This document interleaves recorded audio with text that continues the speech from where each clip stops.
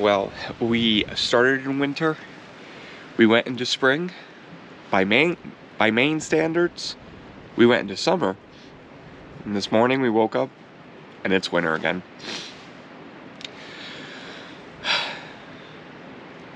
Yeah.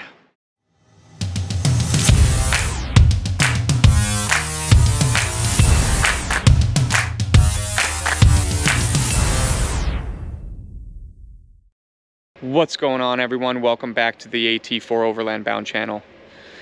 I am up here in Northern Maine, and when I say Northern Maine, pretty far north, way further than where me and Ken were during our Golden Road Return to Maine series. But this trip's a little different because I'm not with Ken, and I'm also not by myself. I am actually with a group from 207 Overland. And if you haven't heard of them, they are a overland off-road trail adventure service, basically. That's based here in Maine, and they do trips all over Maine, Canada, and they have a bunch of like destination extreme, they call it, which brings you out west, down south, even up into like Western Canada and Alaska. But I was invited to go on this Northern Maine Winter Wonderland trip in order to film it and document it for them.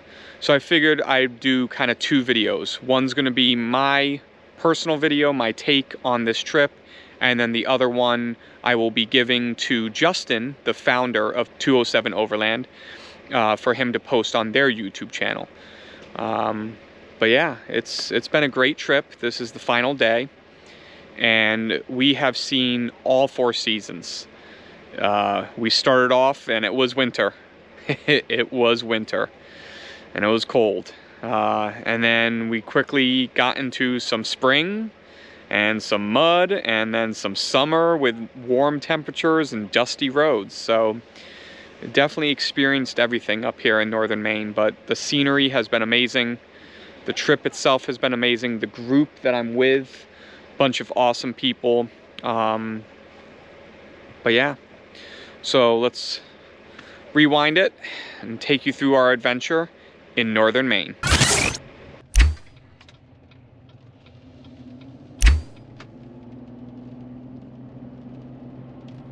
Day one kicked off early for me with a 7-hour drive just to reach the meetup spot.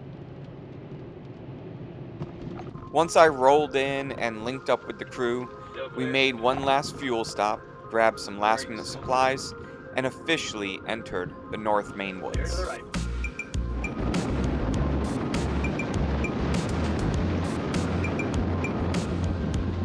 The first few miles into the North Woods were wet and messy.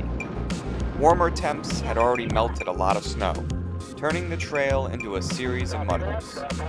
And to make things worse, it had been raining for a couple hours now. But as we pushed deeper, the rain gave way to snow. Slowly, the trail ahead began to vanish beneath a fresh blanket of white. Around 40 miles into the North Woods, we finally found our turnoff. One that led to a lakeside camp we hoped wouldn't be buried.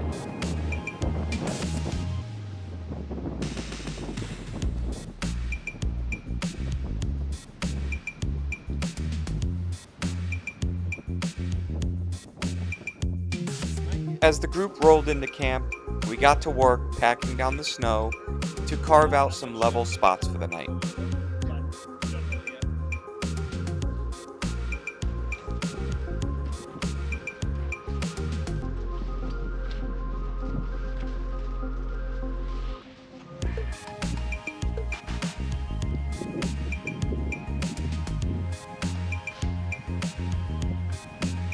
Once we had everything set up at camp, we started unloading the firewood we had brought, ready to get a nice big fire going.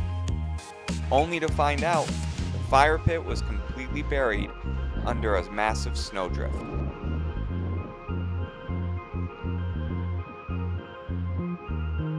So instead, we popped open my Gazelle gazebo, tossed the fire can inside, and made it work.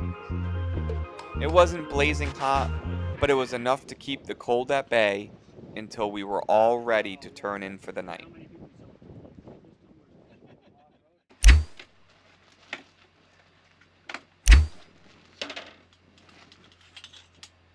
Waking up to the sun the next morning was a welcome relief, even though the temps were still brutally cold. I've got to say, though, I was thankful for my diesel heater. And I know I just did a video on overlanding must-haves, but out here in northern Maine, where winter still refuses to let go, the diesel heater was definitely a nice to have. After breaking camp, we set our sights on the Allagash Wilderness Waterway. But instead of taking the direct route, we couldn't resist exploring a few open side trails, just to see where they'd take us. It didn't take long to realize we weren't going to go very far.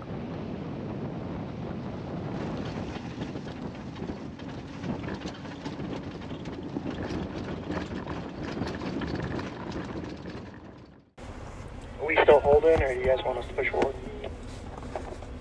Hang out there for a minute. Copy. Still pretty deep up ahead. Oh yeah, it gets worse. So here is the report from the front line. So where I went up and around the corner and started to head down a hill on the other side, it got to the point to where I was dragging skid plates underneath. So it's starting to get pretty deep pretty quick. It could be fun to keep going. However, whoever's at the front is going to struggle most of the way, and you're going to lose or eat up a lot of gas doing it. So we either continue to push into the unknown and rotate vehicles out in the front if we're able to do so, or we back up just a few miles and go the safe route out. I'm just over a half a tank of gas. I vote for the back out, and I think we've got a place we can turn around just behind the end of the line. But that's just my vote. If it weren't up to my skid plates, I would be voting for continuing forward. But I guess what I'm saying is I'm not necessarily voting one way or the other. But I do think that the most logical route, so we all save our gas, would be to back out. Yeah, I agree. I think it's always better safe than sorry sometimes, just in case, especially with fuel concerns.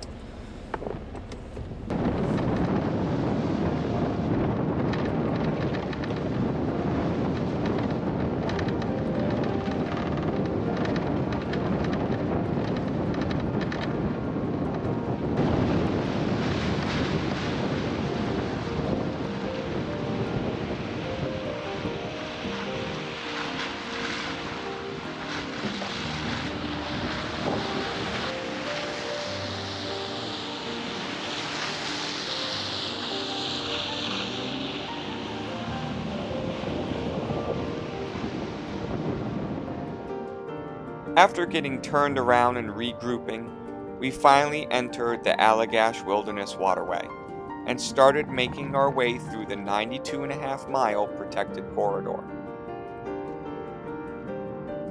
This tundra-like region is made up of a series of lakes, ponds, and streams, all connected by the Allagash River, carved out by the last ice age more than 10,000 years ago.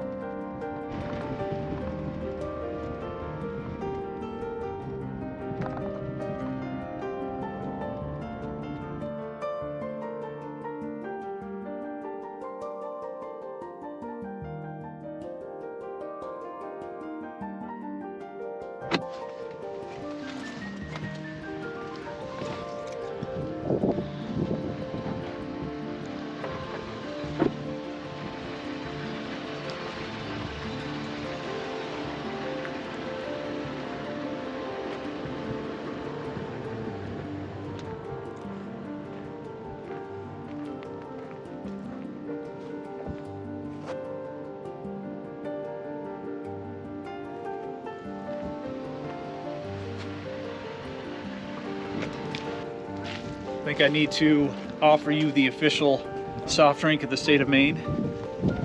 All right. This is where we determine if you're a real man or not. I'll let you know if I like it.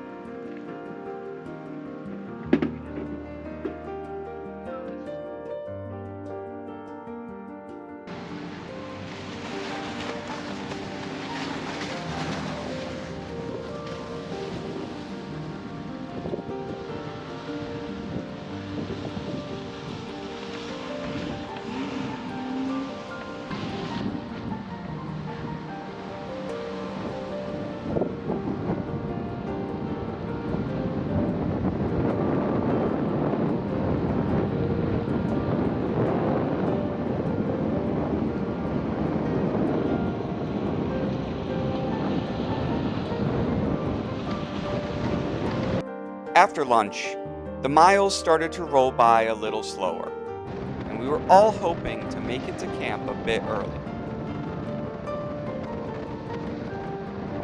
With the warm weather holding steady, we started to believe the riverside camp we were aiming for might actually be accessible, and hopefully still unoccupied. But we still had about 50 miles of trail ahead of us before we'd find out.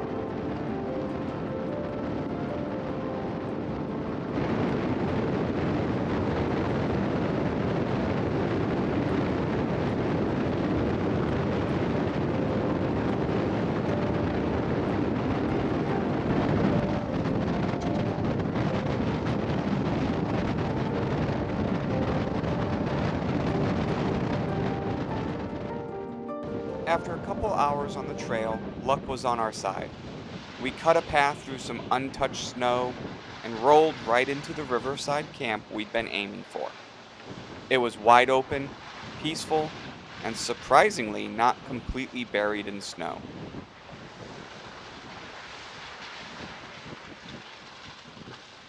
After a long day of exploring, it felt like the perfect spot to unwind and soak in this warm weather for our final night in the North Woods.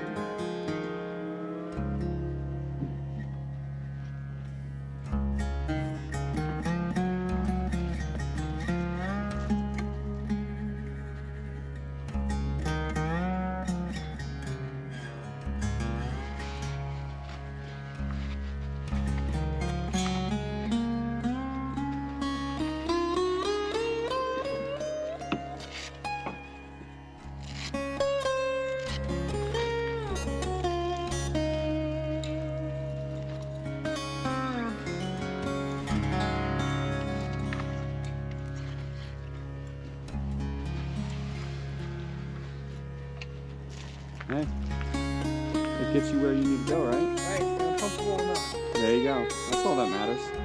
I figured out. You can have like a sitting platform almost.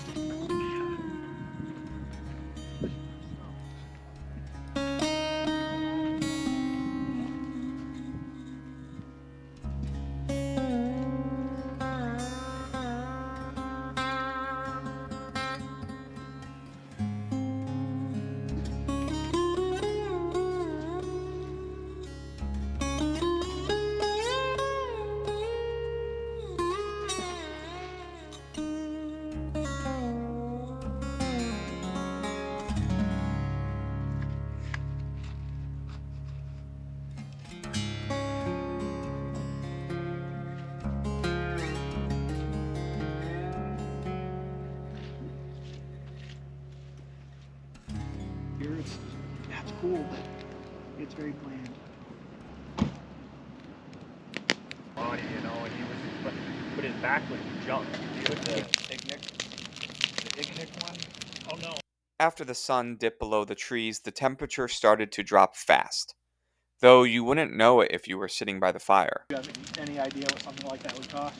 So my thing is, it's not for a necessarily friend, that or- it's not necessarily that I want somebody to put it together. That's not the hard part. The hard part is, like, I'd like to.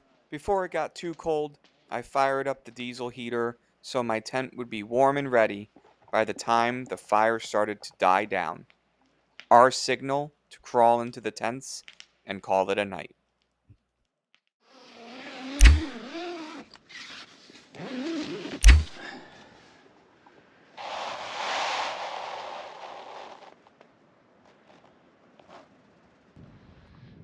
On the final morning, we woke up to fresh snow and temps hovering around 10 degrees.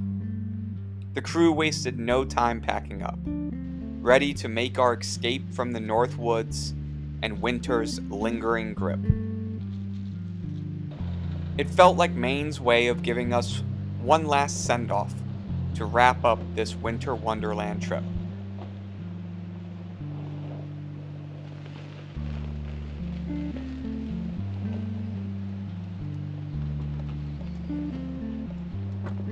Big shout out to Justin and 207 Overland for bringing me along on this trip.